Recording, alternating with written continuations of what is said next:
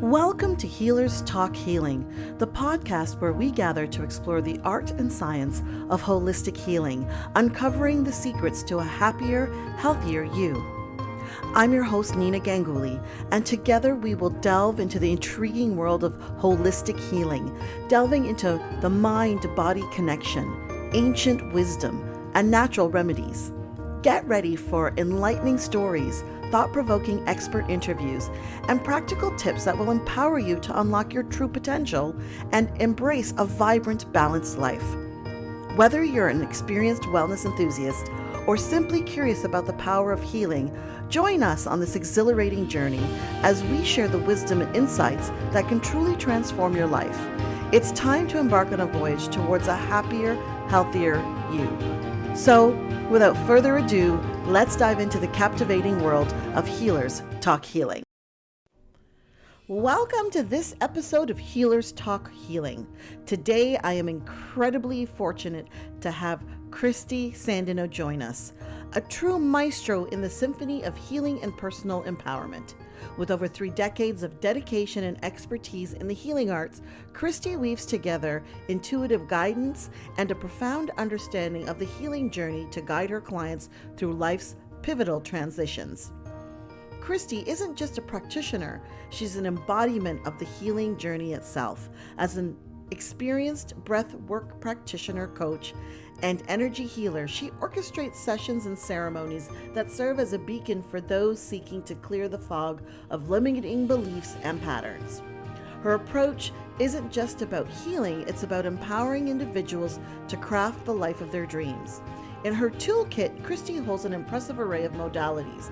She's not only a Reiki master teacher, but also an intuitive spiritual coach and sound healer. Her credentials include certification as a grief recovery specialist through the Grief Recovery Institute, showcasing her deep commitment to facilitating healing on all levels. Kristi's breathwork training spans the alchemy of breath, ecstatic breathwork, and breath of bliss, enabling her to tailor each session, whether one-on-one or in a group ceremony, to meet the unique needs of those present. Beyond the one-on-one online sessions, Kristi's passion for community and connection shines through her regular group breathwork journeys. She also crafts custom sacred ceremonies to honor the significant milestones in life, from birth and adoption to marriage and home blessings, each ceremony imbued with intention and care. Today, Kristi is here to share her insights on how integrating intuitive guidance with the healing arts can unlock paths to personal empowerment, especially during major life transitions. We'll explore the depths of breathwork, the power of energy healing, and the sacredness of making life's events with intention and ceremony. So sit back, open your heart, and prepare to be inspired as we welcome Kristi Sandeno to Healers Talk Healing. It is such a pleasure to have Kristi Sandeno with me today. Did I say your last name correctly? No, it's actually Sandeno. Sandeno. See, I put some extra emphasis in different places, so it's No, that's really common. Yeah, it was originally a Norwegian name that had lots of O's and A's in it, and so this is the Americanized version. Yes, I can understand that. So, Kristi Sandeno, thank you so much for taking the time to be with us today. And I'm going to ask you the question I ask all of our guests, which is, what is your definition of healing? Okay, my definition of healing.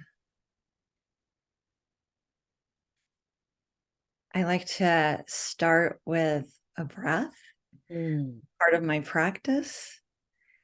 And I think that is part of my answer.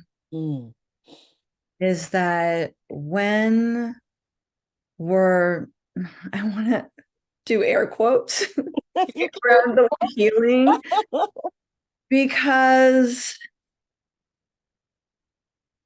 it can be a heavy word. And I went on a big healing journey myself and came to the other side feeling like I created a lot more stress in that process than there needed to be. And so I would love to define healing as being connected with self, being connected to how my body feels in each moment as much as possible, so that I'm in the present and interacting with myself first before I'm interacting with the world outside of me. So in my definition of healing would be connected to self, connected to that own infinite wisdom that resides within me, regardless of how I might be feeling in that definition of like good or bad in that moment, the way we like to say, oh, now I feel good, so everything's okay. Now I feel bad, so something must be wrong. But what healing is more just that state of moment to moment connection with my own internal wisdom and what do I need most in this moment. Powerful. That's really powerful. Thank Connecting to self and what you need. And I love that you said that, it's not about right or wrong or even good or bad. It's just the interpretation of where we're at in any given moment. And it's interesting. You also said, while going through it, you felt like you caused a little more stress than necessary. And then now you're on this other side. And I can relate to that because I think there's something about we have to be a certain, we have to. I'm also doing air quotes for those who are listening in. We have to or should be a certain way as we go through this process.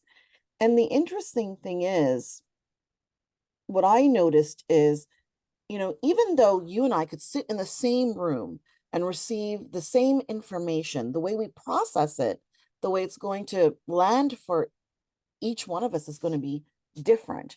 So, I think that's where the shoulds are like, well, how come this person got this out of it? Or, I'm seeing this person going through a journey and, this is where they are. And in our journeys, we're still making ourselves wrong. And it does get stressful. It's like right. meditating, right? Like you're supposed to meditate and be quiet, and all your mind is doing is chattering to you, like, shh, be quiet, shh, don't talk, shh, stop. Yes. And I love what you just said. Like, I think that there's just an epidemic of making ourselves wrong. Mm. And that just creates so much stress and dissonance in the body, and takes us out and away from our intuition and our inner knowing. Mm. I think for a long time, I felt that intuition was a special skill, like Yeah.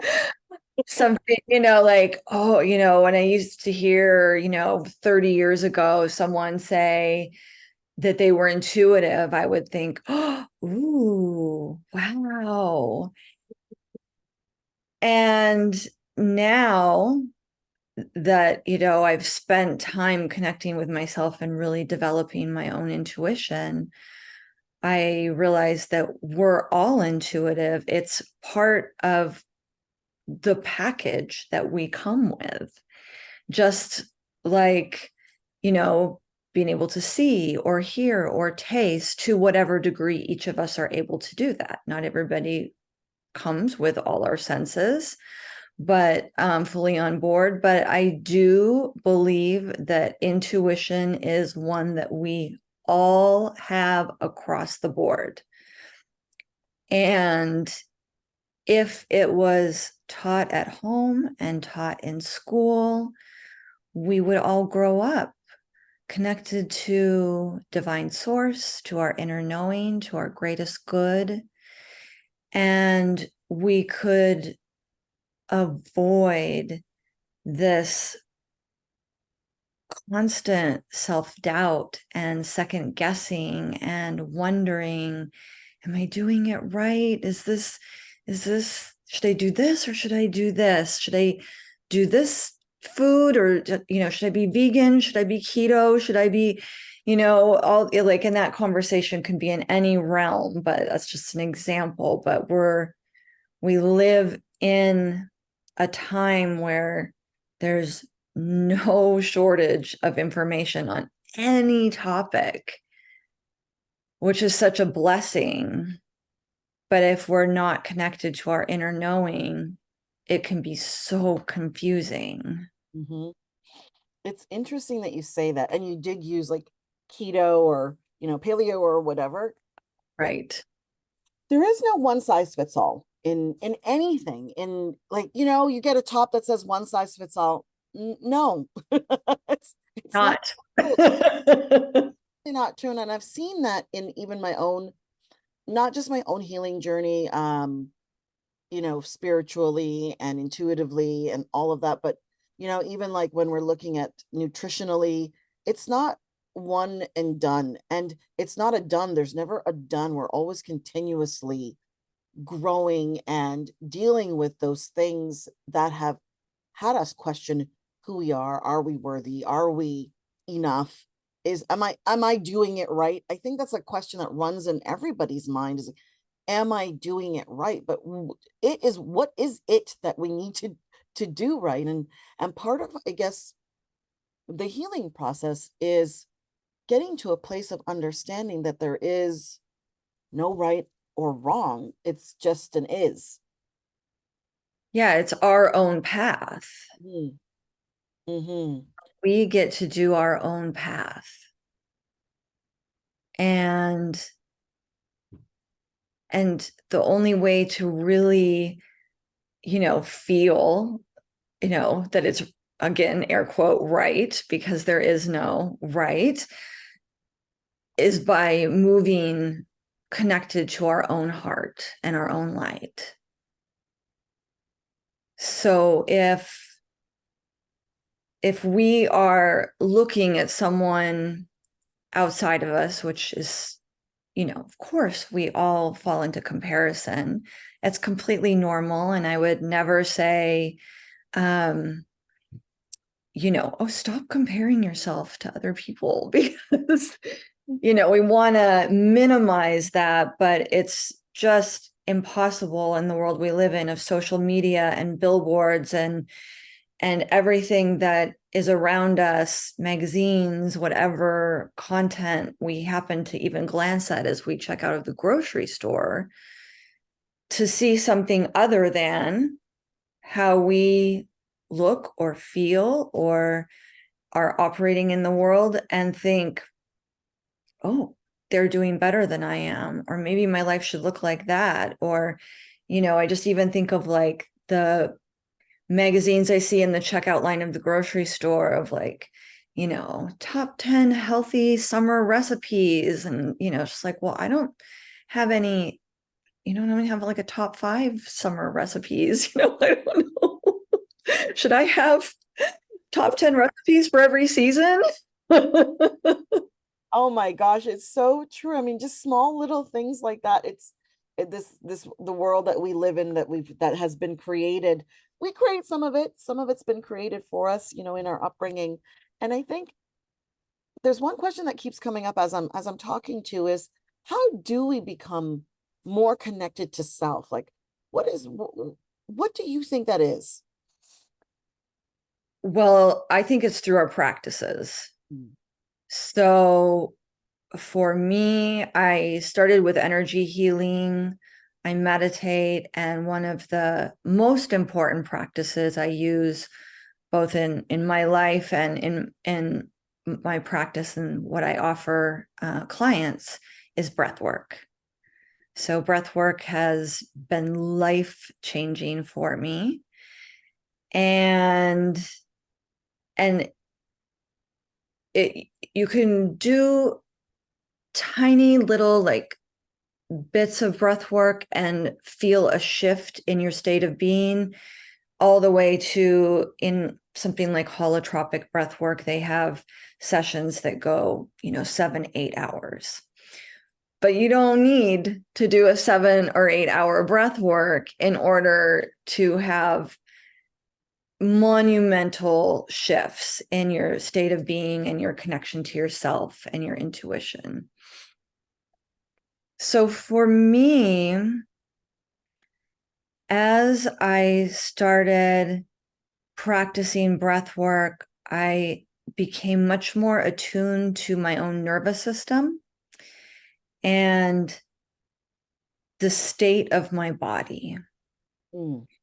And I feel like our bodies are just incredible sources of wisdom for us and connection to our intuition. Many of us think of connection to our intuition as happening through our third eye, or something that kind of happens up around the top of our heads. But really, our body is this incredible crystalline antenna to the world. And it is always giving us feedback. And so generally, culturally, we're taught to live from the neck up. And especially in Western culture, there's so much emphasis on the mind and intelligence. And what do you think about that? Tell me what you think, but not, people don't ask as often, what do you feel about that? Mm. So in coming into this relationship with my breath, I came into a much deeper relationship with my body and started being able to listen to the messages and wisdom of my body. Mm. When my body will always tell me when I'm going out of alignment for me, what my personal alignment is. And I feel that first by noticing where I might feel tension in my body, contraction or tightness. And then conversely, when my body is feeling good, expansive, warm, soft, you just start to, just by tuning through the breath into the body and feeling what's happening, I can start to understand what type of breath my body needs. So whether it's needing something more activating to give me a little bit more energy, to wake me up a little bit, or if I feel maybe my heart starting to flutter or my chest to contract, to say, can we pause for a minute? I need to take a breath. Really take a breath. It's interesting because I myself have done some experience on breath work, and it was profound for sure. And not every, like, not every session is the same. Sometimes it's crazy profound release of emotions. Sometimes it's just so calming, really kind of depends. I think what you said before about, it doesn't have to be 6 or 7 or 8 hours. It can be something really small. You know, what can we do, we as a, I want to say as a collective, because we're in a highly stressful world, and it's right now at the time of this recording, the world is just on edge. There's so much going on. Even for those who may not feel like they need anything healing or anything extra, just kind of interested in, some personal growth. What what would you suggest we could do and incorporate into our daily practice to make a difference in the state of our being? Yeah, that's a great question.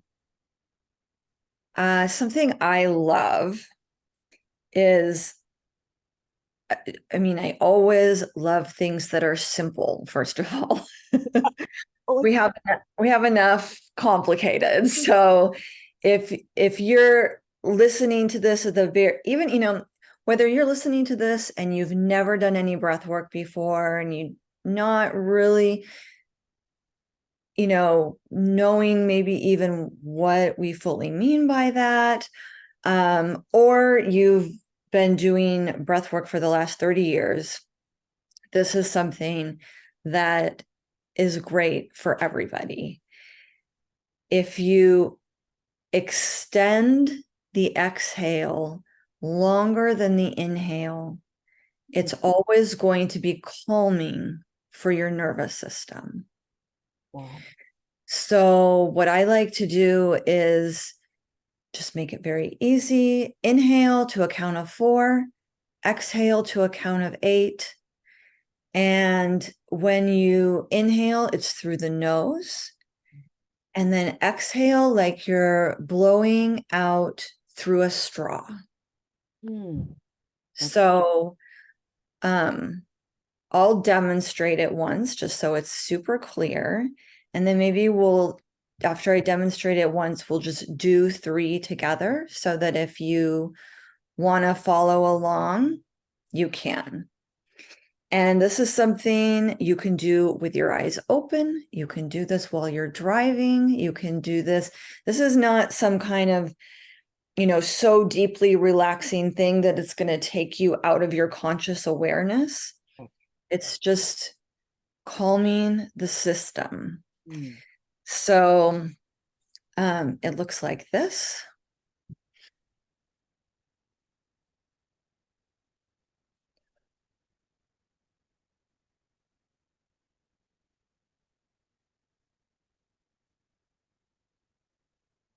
I might have to say So something, listeners.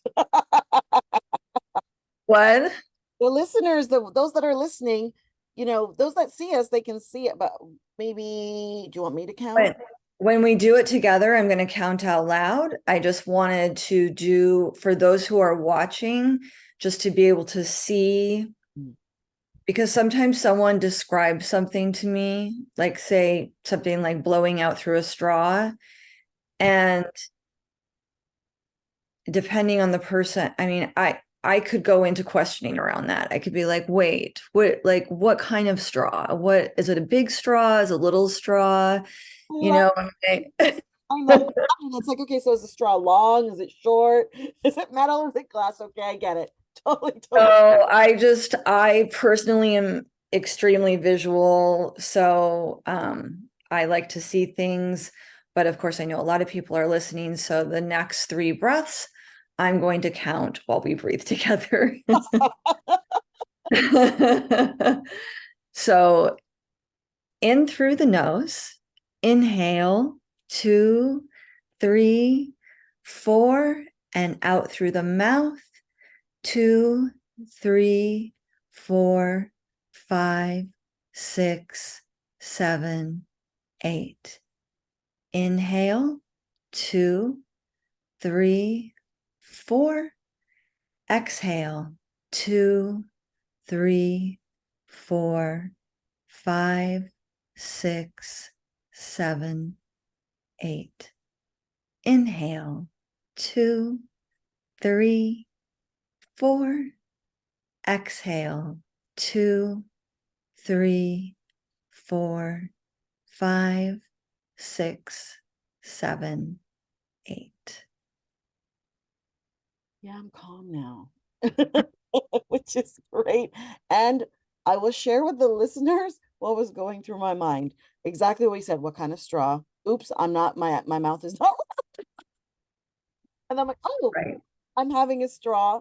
I'm breathing in a straw, but you know, it did make a difference. And what I did find myself doing was like, okay, well, let me take enough breath in so that when I have breathe out on 8, I have enough air to last So that's perfect, because that inhale is more intense. To get the full inhale in the half time, you are putting more passion on the inhale. And then you're slowing the exhale, because if you want it to last for 8 counts, you got to take it a little bit easier, right? You can't push it all out. And then you're like, I'm out. So, play with it. Don't be hard on yourself. And if it feels better to you to do 3-6 or 1-2 or 5-10, however that count feels for you, half, the length in and more extended out. If you're not making it all the way, you're running out of breath on the exhale, that's okay too. Just extending the exhale.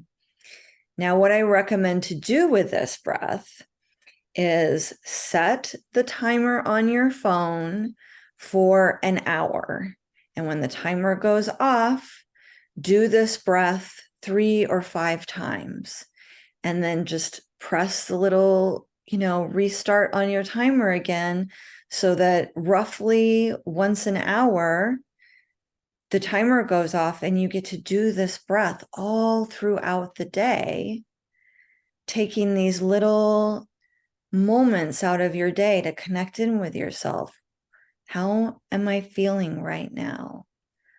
How is my body feeling? Can I even feel my body? We get so lost in our heads. I used to have the sensation of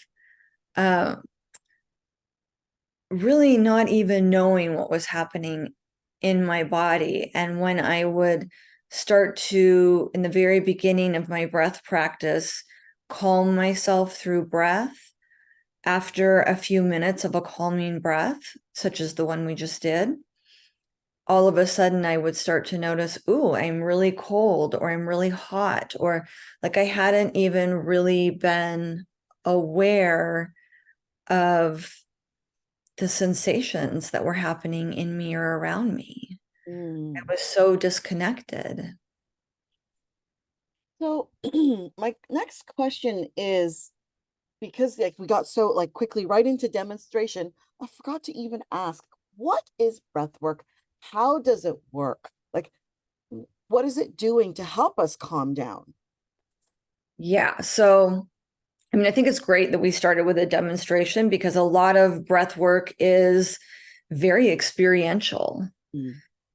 Like so many healing practices, we can talk all about them, or we can talk all about meditation, but until you actually participate in the practice, you don't feel for yourself what it is.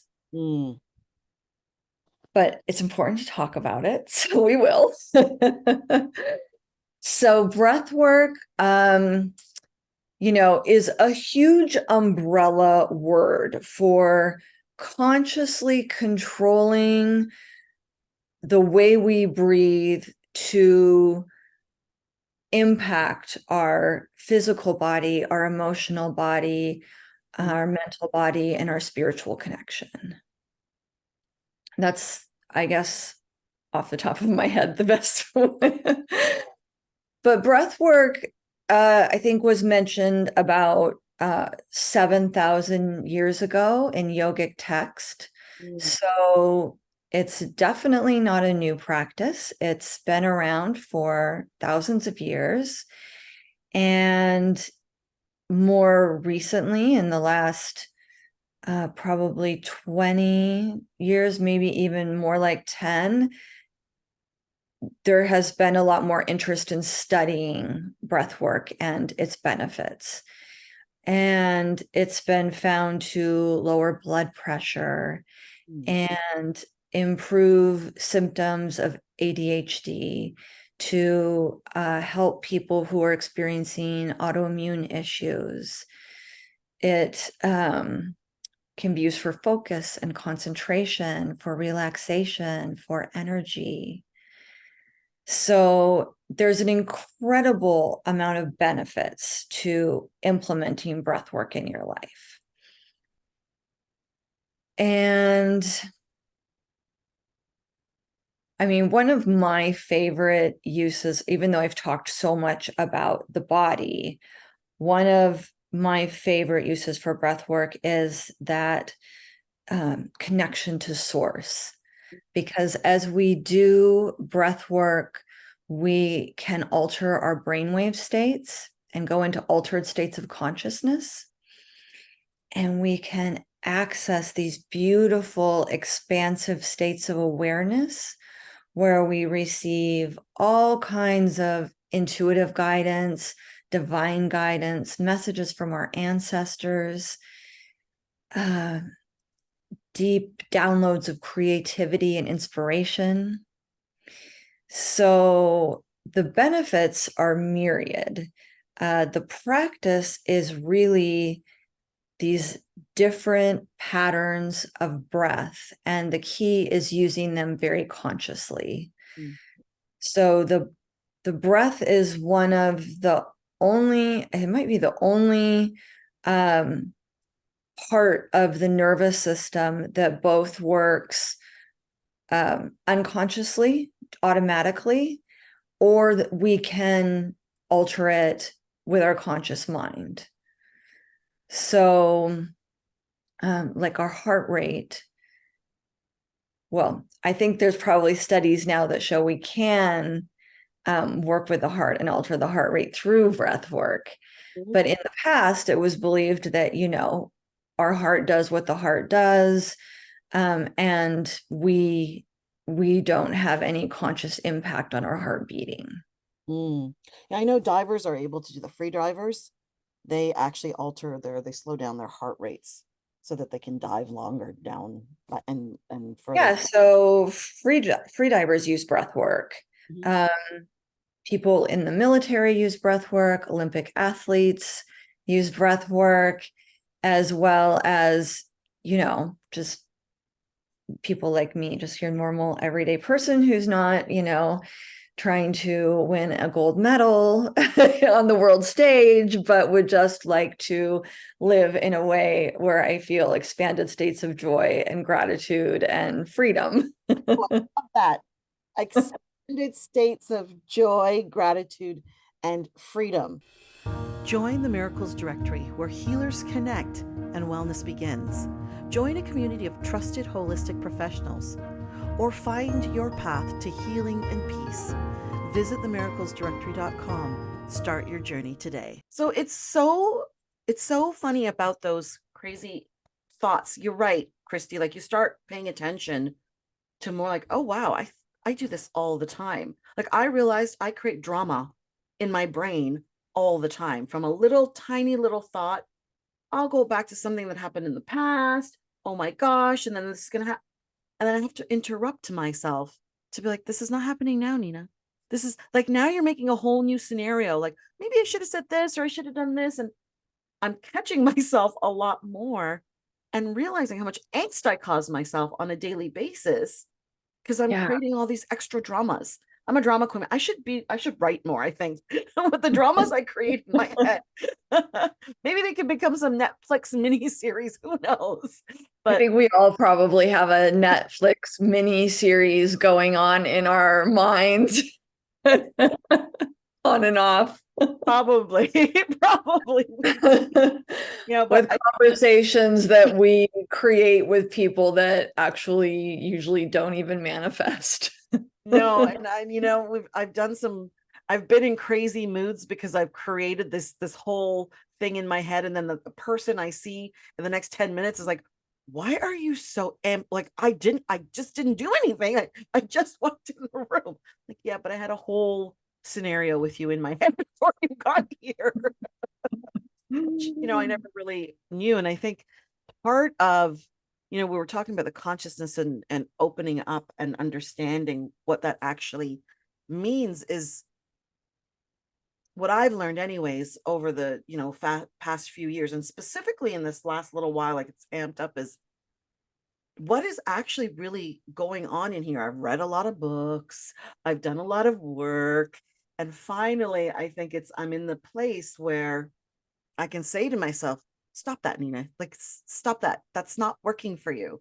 Remember we were talking about like good, bad, and Yeah. right, wrong, but it really truly for me it's been relanguaging it so it becomes, well, is this way you're thinking or what you're doing and the way you're being, is it working for you? Is it getting you the result that you want? Right. That's such a good question. Yeah. Is this helping? Mm-hmm. And a lot of times, what we're doing is re traumatizing ourselves over and over again. Um, in an effort to get ahead of all these fears we have inside of us. And so the work, whatever practice you choose to go to, I think is whatever gets you back underneath Mm. those fears so that you can really find out what's underneath all of this. What am I actually afraid is going to happen? And can I heal the places of those original pains, Mm. original wounds? That's such a powerful thought, healing the origin, the root cause. I think it's so important to be willing to be open to do that deep work, and it's not comfortable. Like I've done a breathwork session where it's been totally cool and I'm like, wow, this is so cool, and I'm aware of this and I'm aware of that, and then I've done one where it's just, holy crap, I wasn't expecting this to happen, which was like the release of emotions, the actual physical um feelings, I guess, that come out, the shaking and the tension and stuff you don't even realize because you're going through this process. And I think for people who are listening or watching, to understand healing, like you said at the beginning, it's an interesting word, but it's a very powerful word, and it seems to be like the word of the day, recently in recent times, about going through your healing journey. And but it's a thing. It's not Yeah. it's I think it's simple, right? If you go and you do the things you're supposed to do, but it's not easy. It's not Yeah. easy to open up yourself in that space. And what I loved about doing breath work and being a part of the journey was, I did it in a group. For me specifically, I did it in a group. Yeah, I know people can do them like individually and in groups. I did it in group session. And the most powerful thing for me that I walked away with, aside from all the awarenesses and the things that came up for me that I thought I had healed, quote unquote, air quotes again, was the unique, I don't know how to say this, frequency maybe, of when everybody is breathing in and out at the same time. And Mm. that just, it's so powerful to be in a space with others and have that. And even if it's one-on-one, when you're doing the practice with another, I mean, you're also working with another person. You feel this thing. I don't know what to else to call it, but you feel this Yeah, it's like a thing. resonance that starts to happen where everybody's moving into this similar frequency and space. And there is a sense of we're all breathing together and a sense of like a rhythm in the room. And and I do feel that when that happens, when because we are energetic beings and mostly water, and our bodies behave like tuning forks, that when one person in the room releases something they no longer need, or experiences a big healing, a big gift of beautiful energy and a more balance coming into their system, that resonates through the whole room and everyone receives it. Wow, I didn't even think about that. I loved what you said. Like we're tuning forks because I learned something new today that were like these tuning forks. And because Yeah. we're water, yeah, that makes so much sense. The ripple effect of it going across the room, or and just so that people understand, you don't have to be physically in the same space. I've also done breath work online with a group of people as well and had a profound experience in that space too. So, because I know you offer it in different ways and different modalities. Are you offering it both online and in person? Like, how do you actually offer your breathwork sessions? So I offer them mostly online at this point. And online, I do both the group work and my one-on-one work. And occasionally I do them in person. I did lead a retreat this last summer, Mm. and so got to be with a large group of people all breathing together, and it was just so beautiful. And so I'm hoping to do more uh singular breathwork journeys in person again. And just like you said, no matter where we are in the world, when we breathe together, even if it's online, there is profound Mm. healing and shifts taking place. And sometimes being in the safety of your own home and knowing that you don't afterwards have to jump up and drive somewhere Mm. really allows you to go very deep in a way that you might not if you in the back of your mind are thinking like, okay, my parking runs out in an hour, and I want to beat traffic, and I need to go to the grocery store. And you just get to, like, if you're home, you get to let go of all those things. And I think that I've noticed a big gift in that for people. Mm. I never thought about it that way, but yeah, I get that because I think there's also for those of us out there who are self-conscious about what happens when you're experiencing the breath work, it can be so many different things. It can be very deep and profound. It can be joyous. There's so many different things that happen. And I know that I have in a situation been in person and also been like, ooh, wow, I don't want to make the like, you want to like let go and physically and say something or do something, and you see others doing it. And I was like, I don't want to do that.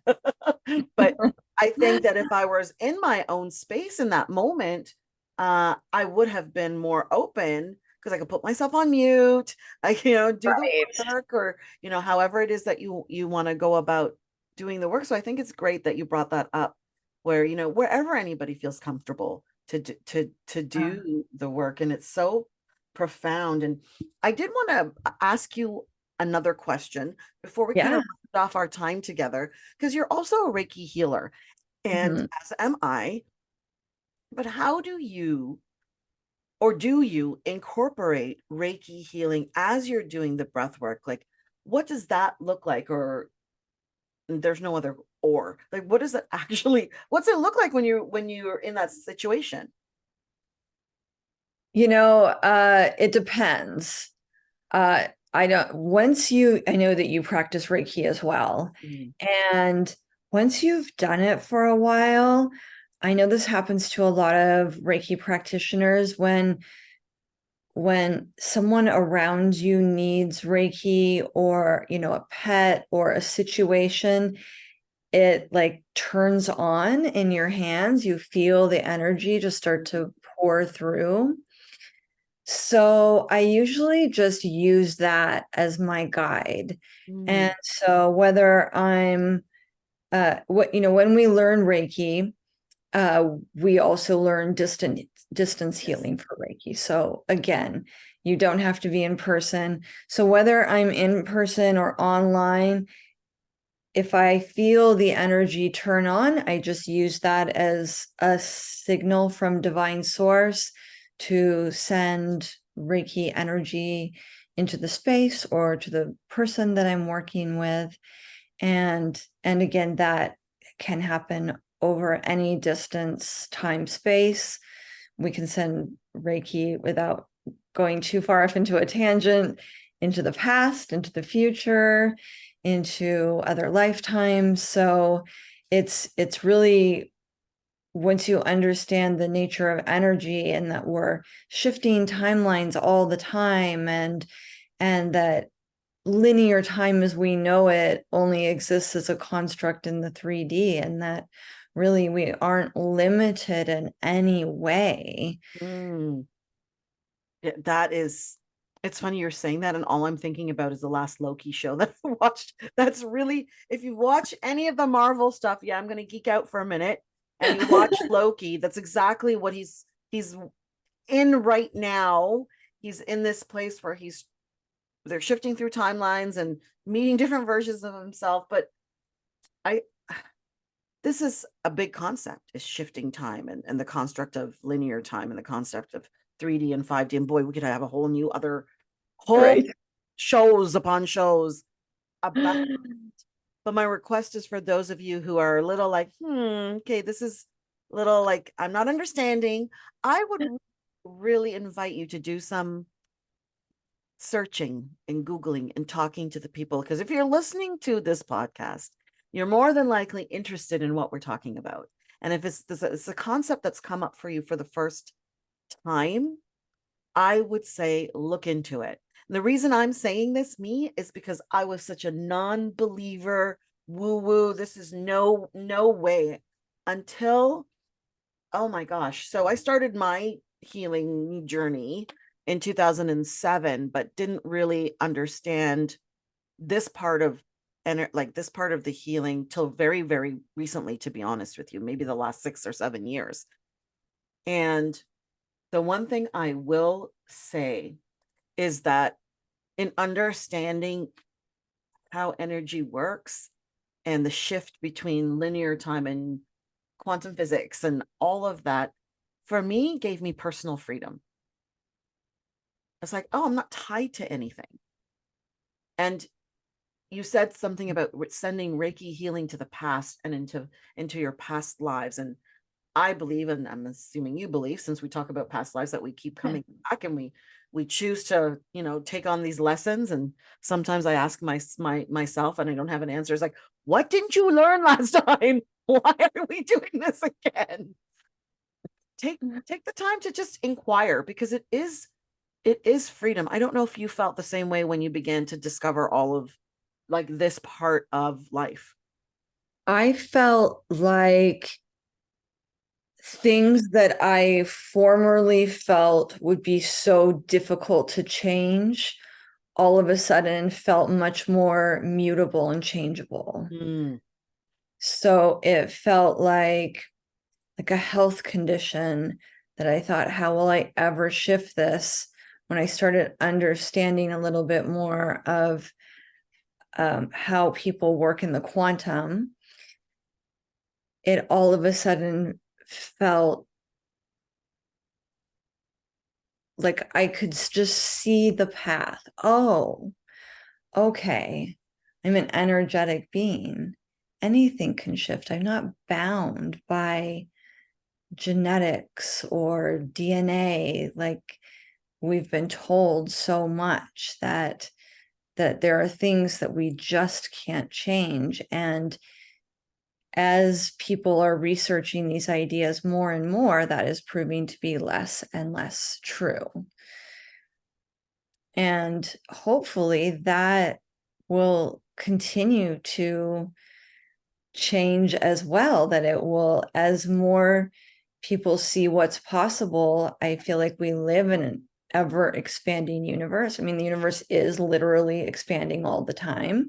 So what kind of shifts does that create in what's possible for us as we move forward?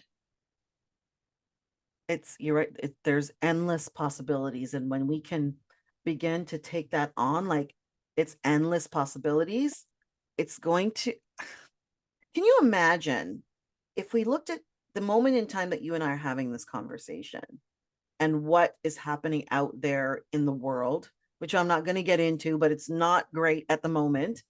And it can be, but if we as a collective, we could begin to realize that we don't need to be so rooted in our, I'm going to say opinions, our ways of thinking and being. And if we could expand on that and say, well, it doesn't have to be this way. We can change it through our thoughts. We can literally go in and change the course of history by changing the way we think and the way we see and the way that, the context is.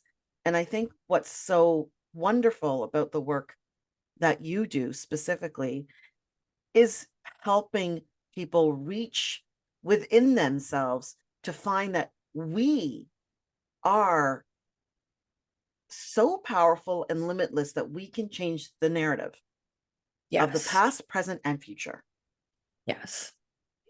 And if that feels very out of reach to you as you're listening to this, a short example I would give is that someone could cut me off in traffic. And there are some days where it infuriates me. And there's some days where I just gently hit the brakes, move out of the way, and think, okay, yeah, you go first. It's fine. I don't want to, like, if you are in that much of a rush, I send you blessings. I hope everything's okay. And the example there is that both times, nothing different happened. The only thing that was different was my perspective that I was coming from. Mm-hmm. So sometimes we're shifting reality just by shifting our inner state and how we perceive the world. And that's like a nice, graspable place to start, Mm-hmm. where when so many big things can be happening in your life or in the world that it feels like, yeah, but you guys don't understand what's happening with me. And I understand that I have so much compassion for being in that place. And I just want to start by saying it's all baby steps. So we just look at what is possible inside of us to shift first. Where can we approach our lives with more peace and more ease, and look at what we're bringing to the table from our own point of view and perception. Beautifully said. I don't think I want to say any more than that, because it's so poignant. You demonstrated that with that example so beautifully. And so I just want to say thank you. Thank you so much for this conversation.